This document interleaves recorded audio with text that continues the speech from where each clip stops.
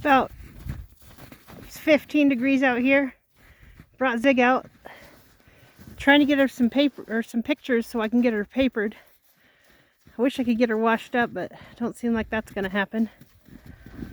So I trimmed her feet, which she was really good. Never would have imagined, especially after she kicked me when she was little. Look at her. Easy, baby. Easy. She says it's fun to play in a round pen and all the snow. Careful, Zig. Anyway, she's growing so big and so furry. I guess I knew winter was coming because she looked like she was part sheep, not part horse. Huh, Zig? Anyways, there's Zig getting out and getting a little, blowing off the dust. Getting ready for the cold night. Probably be 15, 20 below zero tonight. So, good time to get it out. Got all the cows bedded.